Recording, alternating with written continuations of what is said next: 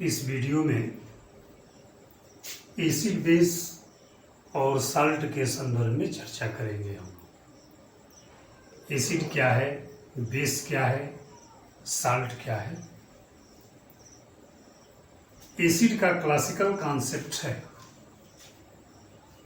कि ये स्वाद में खट्टे होते हैं। Acids are sour in taste. और बेस के लिए कहा गया bases are bitter in taste. Base जो हैं स्वाद में कड़वे होते हैं। ये जो एसिड बेस हैं और इनका ये जो पहचान डेफिनेशन बताया गया, ये क्लासिकल कॉन्सेप्ट के अंतर्गत आता है। इनिशियल शुरुआती दौर में इसको बताया गया। आज जो इसका डेफिनेशन है कुछ और है तो सही, लेकिन कुछ और है, इससे हटके। इसलिए कि जो सावर टेस्ट, खट्टा स्वाद बताया गया, चखने के लिए, एसिड बेस टेस्ट के लिए, चखने के लिए नहीं है। टेस्ट दो तरीके से, एक टेस्ट TASTE और एक TEST। TASTE यह जो जीव के द्वारा किया जाता है। आप डिफरेंट केमिकल्स इंस्ट्रूमेंट का प्रयोग करते हुए वो टेस्ट करेंगे, न कि सीधे सीधे शरीर के किसी आर्गन का यूज करेंगे। तो एसिड के लिए वो सब्सटेंस जो एक्वस सॉल्यूशन में हाइड्रोजन आयन प्रोड्यूस करते हैं एसिड कहलाते हैं। एक साइंटिस्ट है आर्हीनियस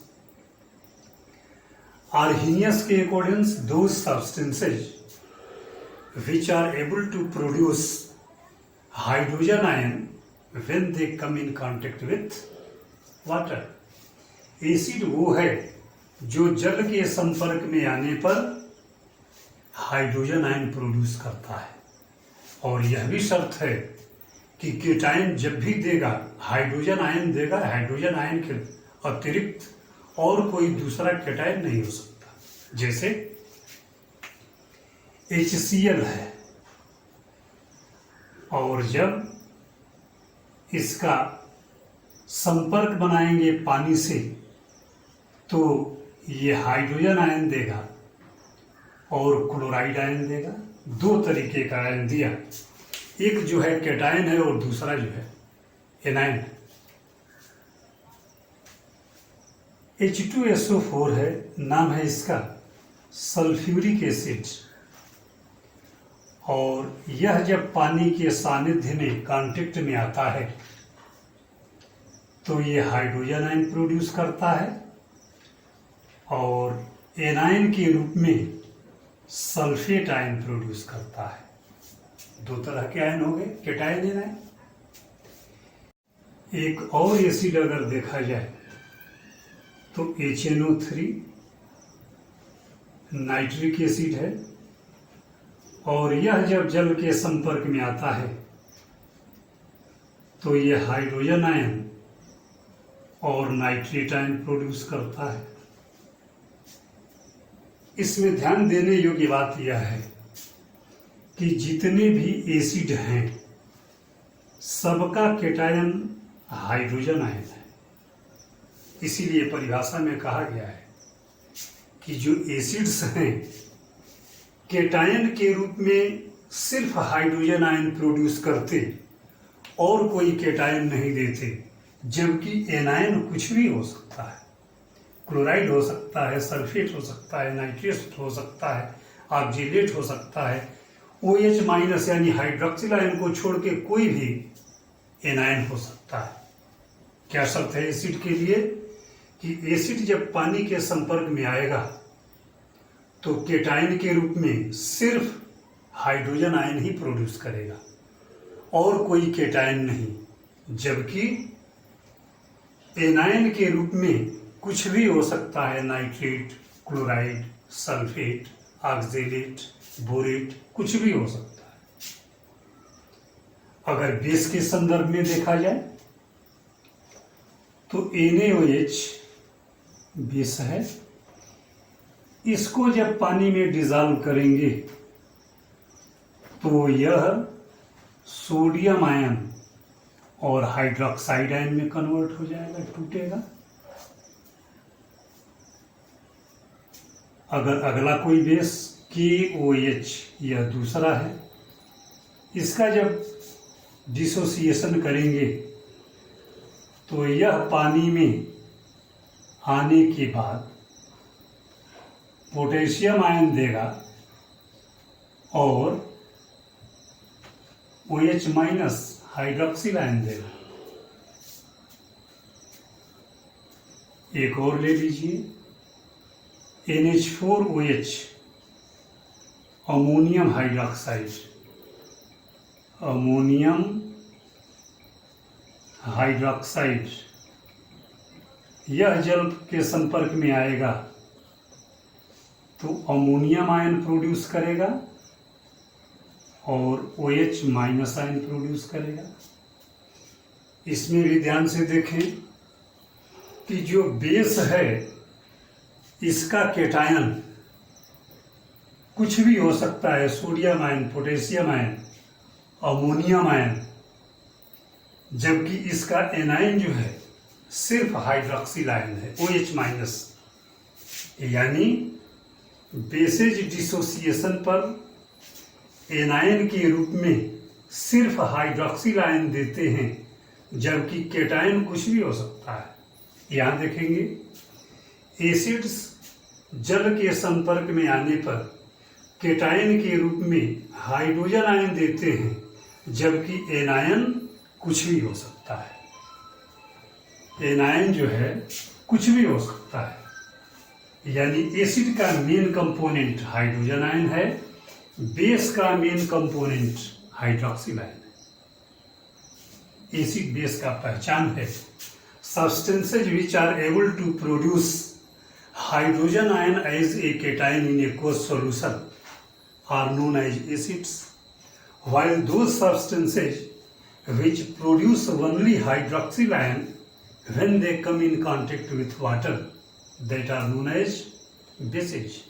बेस के संदर्भ में कहा गया एसिड केटायन के रूप में सिर्फ हाइड्रोजन आयन और बेस एनायन के रूप में सिर्फ हाइड्रोक्सिल आयन। बेस का केटायन कुछ भी हो सकता है, जबकि एसिड का एनायन कुछ भी हो सकता है।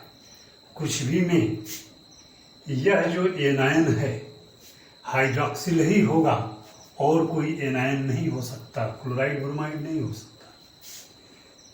केटायन के रूप में सोडियम, पोटेशियम ये सब नहीं हो सकते, जब भी होगा हाइड्रोजन आयन ही होगा।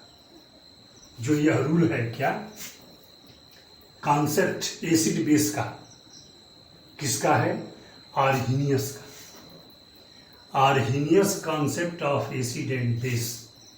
इस कॉन्सेप्ट का एक ड्रॉबैक है कि एसिड और बेस का पहचान तभी संभव है जब पानी जल उपस्थित हो।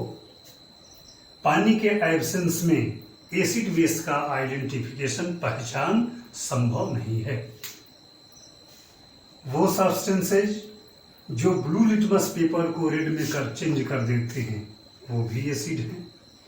जो रेड लिटमस पेपर को ब्लू में चेंज कर देते हैं वह बेस होते हैं। अब बात यह है कि एसिड की विशेषता में कहा गया, पहचान में कहा गया कि एसिड वो है जो ब्लू लिटमस पेपर को रेड में चेंज करता है। इसका मतलब एसिड का जो फ्रेगमेंट है कौन, हाइड्रोजन आयन, यही जो है ब्लू लिटमस पेपर को रेड में कन्वर्ट करने की क्षमता रखता है और जो इसके कंपोनेंट हैं उनका लिटमस पेपर पर कोई इफेक्ट, प्रभाव नहीं होता है। यानी एसिड का hydrogen ion blue litmus paper को रेड में कन्वर्ट करने की क्षमता रखता है। जैसे बेस है तो बेस के लिए कहा गया कि बेसेस रेड लिटमस पेपर को ब्लू में कन्वर्ट करते हैं।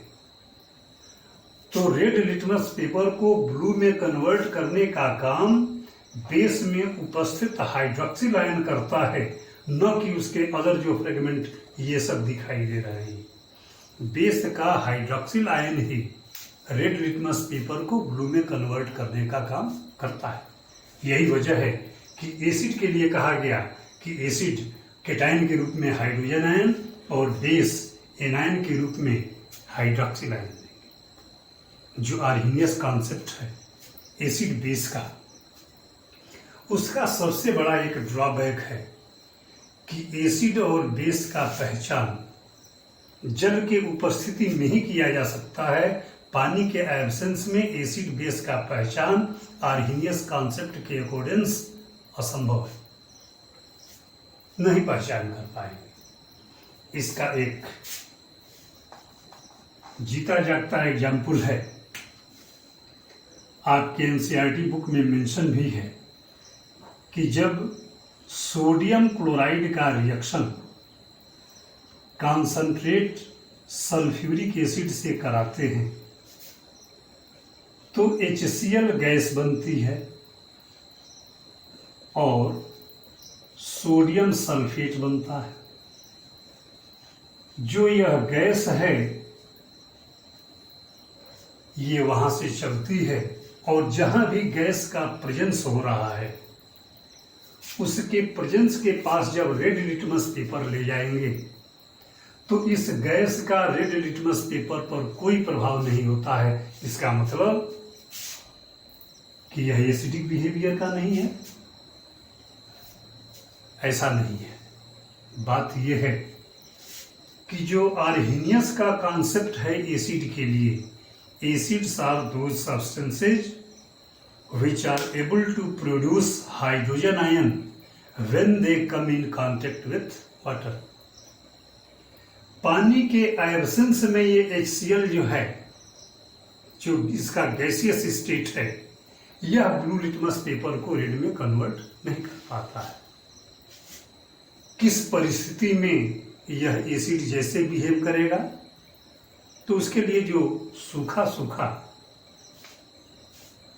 ब्लू लिटमस पेपर है उसको पानी में भिगो लेंगे और तब जहां गैस इवाल्व हो रही है उसी जगह पर भीगा हुआ blue litmus paper test tube के मुंह पर दिखाएंगे जिससे HCl संपर्क में आ जाए। जैसे ही भीगे हुए ब्लू लिटमस पेपर के संपर्क में HCl आएगा तुरंत ब्लू लिटमस पेपर रेड में चेंज हो जाएगा। इसका मतलब क्या होगा कि जब यह एनहाइड्रस स्टेट में था, सूखे अवस्था में था, तो पानी के एब्सेंस के वजह से आयंस जो है सेपरेट नहीं हुए, हाइड्रोजन और क्लोराइड है।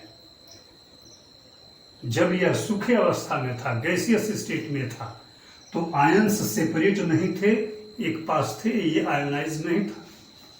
और जैसे ही पानी का संपर्क पाया यह हाइड्रोजन आयन और क्लोराइड आयन में डिसोसिएट हो गया।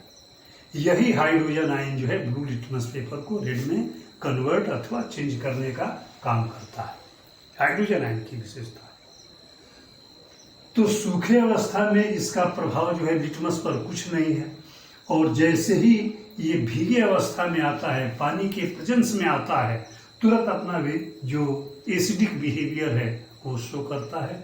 इसका मतलब है कि जो आर्हीनियस कॉन्सेप्ट है उसका ड्रॉबैक है कि एसिड अथवा बेस का पहचान जब भी होगा जल के उपस्थिति में ही होगा, जल के अनुपस्थिति में एसिड बेस का पहचान असंभव है। यह जो है ड्रॉबैक है आर्हीनियस कॉन्सेप्ट का। आपसे पूछा भी जाता है कि कारण बताइए, रीजन बताइए, किस वजह से HCl जो कि एसिड है ये ब्लू लिटमस पेपर को रेड में कन्वर्ट नहीं करता है।